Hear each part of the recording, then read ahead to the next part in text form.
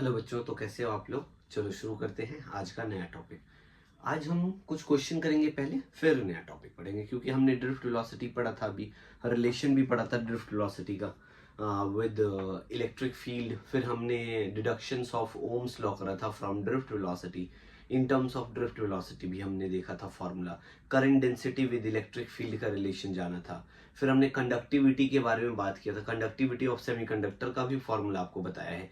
तो थोड़ा सा क्वेश्चंस करेंगे उसके भी यहाँ पे। तो पहला क्वेश्चन कह रहा है, a copper wire has resistance of 10 ohm and an area of cross section 1 mm square. ठीक है। A potential difference of 10 volt exists across the wire. क्या है, 10 वोल्ट का पोटेंशियल डिफरेंस एग्जिस्ट कर रहा है उस वायर में।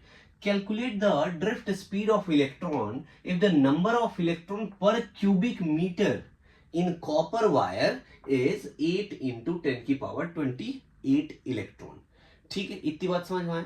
तो जो जो गिवन है इंफॉर्मेशन पहले उसको लिखते हैं, फिर हम क्वेश्चन को करने का कोशिश करेंगे। तो देखो, a copper wire of resistance मतलब आर का वैल्यू गिवन है, कितना 10 ओम गिवन है, लिख लो। अच्छा, एरिया भी गिवन है, क्या बोल रहे हैं एरिया, देखो एरिया ऑफ क्रॉस सेक्शन कितना 10 का पावर, अच्छा पहले तो 1 mm स्क्वायर लिख लो। बच्चों आपको एरिया मालूम है ना, mm से अगर मुझे मीटर स्क्वायर लेके जाना है तो क्या करूंगा, इतनी बात क्लियर है। क्या करूंगा भाई, 10⁻⁻6 mm से मीटर हो जाएगा, मीटर स्क्वायर, क्लियर हुआ। उसके बाद क्या है, v भी हमें गिवन है, v कितना 10 वोल्ट गिवन है, और n का भी वैल्यू गिवन है। n कितना गिवन बच्चे, n इज 8 इंटू 10⁻28 इलेक्ट्रॉन। कोई दिक्कत नहीं, ठीक है, इतनी बात समझ में आ गया। ठीक है जी, I बराबर क्या होता है, NEAVD, यही होता है, यही होता है। According to Ohm's law I equals to V by R लिख सकता हूं क्या मैं, V बाय आर बराबर में NEAVD लिख सकता हूं। आप बोलोगे सर आपने अकॉर्डिंग टू ओम्स लॉ यही क्यों लगाया, क्योंकि बच्चे रेजिस्टेंस गिवन है ना, करंट तो नहीं है गिवन, रेजिस्टेंस गिवन है और पोटेंशियल गिवन है। या तो आप एक काम करो, पहले I निकाल लो, फिर ड्रिफ्ट स्पीड निकाल लेना, तो एक ही बात है, जैसे मन है वैसे कर लो। तो एक काम करो, यहां से V हमारा कितना गिवन है, V हमारा 10 वोल्ट है, R भी 10 वोल्ट है, तो 1 एम्पियर का करंट हो गया। 1 एम्पियर का करंट इक्वल्स टू NEAVD। अगर मैं VD का वैल्यू फाइंड करूंगा 1 अपॉन में NEA हो जाएगा, कोई दिक्कत नहीं है। इतनी बात समझ में आ गया, हाँ जी सर इतनी बात समझ में आ गया। ठीक है बच्चों, एक बात बताओ, VD निकाल रहे हैं, that drift speed that must be 1 upon में n का वैल्यू कितना है बच्चों, गिवन है 8 इंटू 10⁻28। तो लिख दो इलेक्ट्रॉन 1.6 इंटू 10⁻−19। अच्छा एरिया भी, एरिया कितना 10⁻6। तो एक बात बताओ, माइनस का 19 माइनस का 6 ऐड कर दूं, ऐड कर दो जी। तो VD का जो वैल्यू आ रहा है वो 1 अपॉन में 8 इंटू में 1.6 इंटू 10⁻28, और माइनस में कितना हो जाएगा 25। क्लियर हुआ बच्चों, इतनी बात में कोई समस्या है। अरे 10 की पावर देखो ना, क्या है 19 माइनस का 6 ऐड कर दूंगा तो कितना हो जाएगा 25, नहीं हो जाएगा, माइनस का 25 और 28 गिवन है, तो सब्ट्रैक्ट कर लो कितना बन जाएगा। तो VD बराबर में 1 अपॉन में 8 इंटू 1.6 इंटू 10⁻3 बन गया। कोई दिक्कत नहीं, इसको हटा दो, 10 कर दो। अच्छा एक बात बताओ, 16 इंटू 8 करोगे तो क्या आ जाएगा, VD इक्वल्स टू 10 अपॉन में, तो ये हो जाएगा 120 है ना,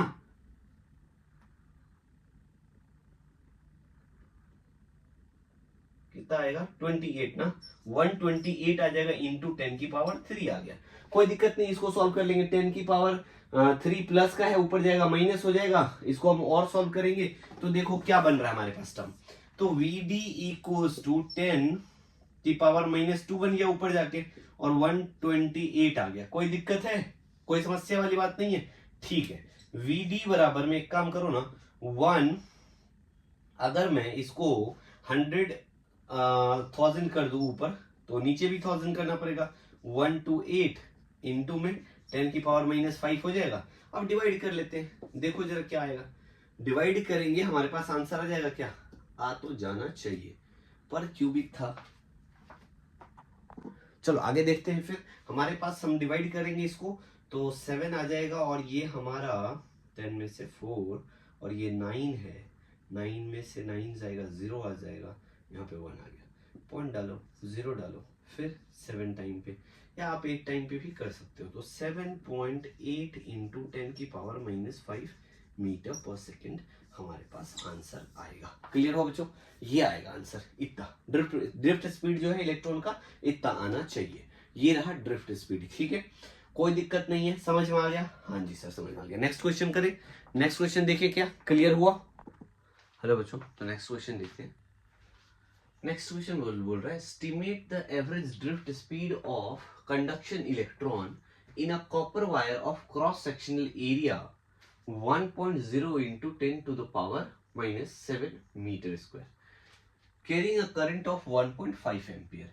Assume that each copper atom contributes roughly 1 conduction electron. ठीक है, अब बोल रहा है the density of copper is, density भी हमें given है क्वेश्चन में, and its atomic mass is 63.5 U. Take Avogadro's number is 6.0 into 10 to the power 23 per mole. ठीक है, तो हमें सबसे पहले क्या निकालना है? एवरेज ड्रिफ्ट स्पीड निकालना, राइट है। ड्रिफ्ट स्पीड निकालने के लिए हम क्या लिखते थे? I इक्वल्स टू क्या होता था फॉर्मूला? NEAVD, यही होता था। अगर मैं ड्रिफ्ट स्पीड की बात करूं तो VD equals to I upon में NEA लिख सकता हूं, कोई दिक्कत नहीं है। अब N तो गिवन नहीं है, बट हमारे पास क्या गिवन है? हमारे पास गिवन है डेंसिटी। डेंसिटी अगर गिवन है तो मास ऑफ 1 मीटर क्यूब जो आएगा वो कितना आ जाएगा? 9.0 into 10 to the power 3 kg into में 1 मीटर क्यूब। तो मीटर जो है पर डेंसिटी लिखो ना, पर मीटर क्यूब है, और वो मीटर क्यूब कैंसिल हो जाएगा, क्योंकि मास इक्वल्स टू क्या होता है? डेंसिटी इंटू में वॉल्यूम हो जाएगा। 1 मीटर क्यूब में कितना मास है? एक बात बताओ, 1 मीटर क्यूब से अगर मैं मल्टीप्लाई कर दूंगा डेंसिटी को, तो क्या हमारे पास मास आ जाएगा? क्या मास ऑफ एन एटम आ गया। अब गिवन मास गिवन है, मॉलिक्यूलर मास हमें मालूम है 63.5 ग्राम गिवन है। तो अगर मैं नंबर निकालूंगा, नंबर ऑफ एटम, अगर मैं नंबर ऑफ एटम निकालता हूं, number of n atom equals to क्या हो जाएगा? हमारे पास गिवन मास कितना है? 9.0 इंटू 10 की पावर 6 लिख दूं। अरे ग्राम में कन्वर्ट कर दो ना, केजी में क्या है? 10 की पावर 3 है, तो ग्राम में 10 की पावर 6 हो जाएगा। क्लियर है? हाँ जी ठीक है बच्चों। उसके बाद क्या है? 63.5 ग्राम इंटू में Avogadro's number 6.0 into 10 to the power 23। ऐसा कर सकता हूं। नंबर जो है n का वैल्यू, इसको सॉल्व कर लो, 8.5 इंटू 10 की पावर 28 आएगा। इतना इलेक्ट्रॉन आ गया हमारे पास, या इतना एटम भी बोल सकते हैं हम। नंबर ऑफ एटम आ गया। क्लियर हो बच्चों? नंबर ऑफ एटम आ गया, एन का वैल्यू मालूम है, ई हमें मालूम है, ए हमें मालूम है, आई हमें मालूम है, तो वीडी आ जाएगा क्या? वीडी इक्वल्स टू क्या लिखोगे? आई 1.5 एम्पियर। देखो करंट कितना बोला है? 1.5 एम्पियर बोला है क्वेश्चन में, 1.5 एम्पियर है। अच्छा एन का वैल्यू कितना है? तो 8.5 इंटू 10 की पावर 28 इंटू में 1.6 इंटू 10 की पावर -19 इंटू में एरिया कितना है? 1.0 इंटू 10 की पावर -7। अब इन सबको सॉल्व कर लेते हैं। देखो -19 -7 माइनस में ऐड हो जाएगा तो 26 होगा माइनस का, यस और नो? माइनस का 26 हो गया। अच्छा यहाँ पे हमारा 28 है तो पावर 2 बच जाएगा। V D equals to 1.5 upon में 8.5 इंटू 1.6 इंटू 10 की पावर 2 बच रहा है। कोई दिक्कत नहीं बच्चे, इतनी बात आ गया? ठीक है जी, इतनी बात समझ में आया? पक्का आ गया? ठीक है। अब VD का वैल्यू अगर मैं यहाँ लिखूं, VD बराबर में हमारे पास 1.1 इंटू 10 की पावर -3 मीटर पर सेकेंड आएगा। इतनी बात क्लियर हुआ बच्चों? इतनी बात क्लियर हुआ? VD कैलकुलेट कर लिया हमने। अब आगे पढ़ो जरा क्या बोल रहा है। Compare the drift speed obtained above with thermal speed of copper atom at ordinary temperature. बोला ऑर्डिनरी टेम्परेचर पे आपको क्या करना है? ये जो हमारा ऑब्टेन हुआ है ड्रिफ्ट स्पीड, इसको थर्मल स्पीड के साथ कंपेयर करना है। तो थर्मल स्पीड के लिए हमने फॉर्मूला लिखा था, VRMS भी कहते हैं, square root mean. VRMS equals to √3 kBT। KB बोले तो यहाँ पे हमारे पास क्या है? बोल्टाजमैन कांस्टेंट। ठीक है, 3 kBt, T is a temperature upon में मास होता है। इतनी बात क्लियर। अभी देखते हैं, पहले इतना छाप लो। इरेज करो क्या, इसको इरेज करता हूँ। ठीक है बच्चों, इसको इरेज कर देता हूँ, फिर आगे की कहानी को समझो।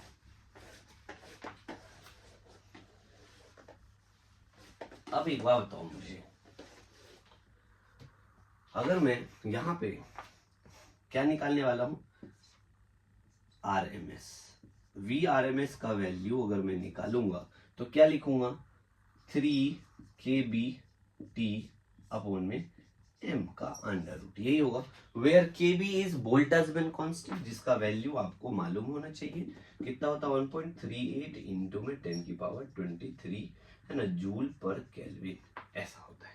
ये बात हमें याद रखना है। क्लियर बच्चों, इतनी बात समझ में आ गया? ठीक है जी, इतनी बात तो आ गया। टी यहाँ पे they are talking about temperature, आप लोग सर टेम्परेचर तो दिया नहीं है, they are talking about ordinary temperature. Ordinary temperature का मतलब होता है 300 केल्विन। तो हमारे पास ऑर्डिनरी टेम्परेचर भी मतलब टी का वैल्यू गिवन है क्वेश्चन में, टी कितना हो गया 300 केल्विन हो गया, कोई दिक्कत नहीं है, ऑर्डिनरी टेम्परेचर भी आपके पास मालूम है। अब आगे की कहानी अगर मैं आपको बताऊं, आगे हमारे पास क्या है, एम का वैल्यू निकालना है। एम इज अ मास, जो हमें निकालना है। मास इक्वल टू, सबसे पहले ये समझो हमारे पास टोटल जो हमारे पास गिवन वैल्यू है वो कितना एटॉमिक मास है। एटॉमिक मास हमें गिवन है 63.5, यू में गिवन है मतलब ग्राम होता है, ग्राम में गिवन, इसको केजी में लेके जाना पड़ेगा, तो 63.5 इंटू 10⁻³ केजी हो जाएगा। अरे ग्राम से केजी में जाओगे 10⁻³ करेंगे, अपॉन में आपको गैदरोस नंबर कर लो कितना 6.0 इंटू 10⁻23, ऐसा लिख सकता हूं। अब इसको यहां पुट कर देते हैं VRMS के लिए, VRMS equals to √3 of 3 into 1.38 into में 10⁻23 इंटू में 300 टेम्परेचर है, अपॉन में क्या हो जाएगा बच्चे, एम का वैल्यू कितना आया 63.5 इंटू 10⁻³ अपॉन में क्या है 6.0 इंटू 10⁻23। अच्छा एक बात, तो ये जो 6.0 इंटू 10⁻23 ये ऊपर आ जाएगा, इसको ऊपर लेके अगर मैं जाऊंगा तो VRMS का जो वैल्यू आ रहा है वो √3 इंटू 1.38 इंटू में 10⁻23 इंटू 300 इंटू 6 इंटू 10⁻23 लिखूंगा। माइनस का हो जाएगा, नहीं माइनस का नहीं, प्लस का ही रहेगा, कोई दिक्कत नहीं। पर ये माइनस में होता है बच्चे, जो हमारे पास बोल्ट्जमैन कांस्टेंट होता है वो नेगेटिव होता है। अच्छा 63.5 कर दो इंटू में 10⁻³ माइनस का रहेगा, कोई दिक्कत नहीं है। अब ये 10⁻, ये चीजें कैंसिल हो गया। अब हम जब इसको सॉल्व करेंगे हमारे पास क्या वैल्यू आता है, देखो इतनी बात क्लियर है। इसको इरेज करो, पक्का पक्का, चलो जी इरेज करते हैं, फिर आगे की कहानी को समझते हैं।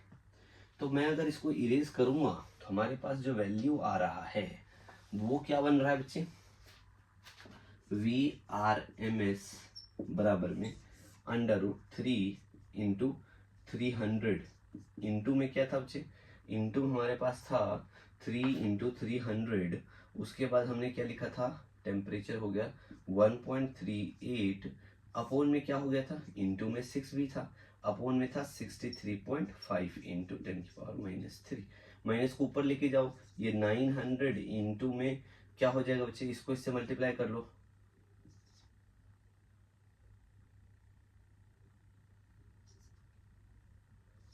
8 पॉइंट इतना हो जाएगा, इंटू में क्या होगा, इंटू हमारे पास क्या है 10⁻³ अपॉन में 635 डेसिमल में, कोई दिक्कत नहीं है, ऐसा लिख सकता हूं मैं VRMS। अब VRMS इसको सॉल्व कर लो, √11,7354.35 अप्रॉक्सली आ रहा है, इतना मीटर पर सेकेंड। इसको और सॉल्व करोगे, रूट निकाल लोगे अगर, VRMS बराबर में आपके पास VRMS का जो वैल्यू आएगा 342 कितना हो जाएगा 56 मीटर पर सेकेंड। ये जो है आपका VRMS आ गया, मतलब थर्मल स्पीड भी हमें मिल गया। अब उसने बोला कंपेयर करो इसको, कंपेयर करने का क्या मतलब है बच्चे, कंपेयर करने का मतलब है कि इस वैल्यू को और जो हमने ऑब्टेन किया था ड्रिफ्ट स्पीड, इसको रेशियो में निकाल दो, रेशियो में निकाल दोगे आपके पास आंसर आ जाएगा। तो देखो जरा रेशियो में क्या आ जाएगा, करते हैं सॉल्व। अब एक बार बताओ, हमारे पास रेशियो में निकालना है VD अपॉन में VRMS। तो VD कितना है हमारे पास, VD तो था 1.1 इंटू 10⁻³ है ना, अपॉन में कितना हो जाता, अपॉन में VRMS 342.56। इसको सॉल्व कर लोगे, जो भी रेशियो बनेगा वही आपका आंसर होगा। क्लियर हुआ बच्चे? फर्स्ट पार्ट ये एनसीईआरटी का क्वेश्चन है, जरूर देख लेना, जरूर करने की ट्राई करना, अच्छा है। ठीक है, समझ में आया क्या? पक्का पक्का समझ में आया? चलो आज के लिए यही क्वेश्चंस, आगे और क्वेश्चंस कराऊंगा। बाय।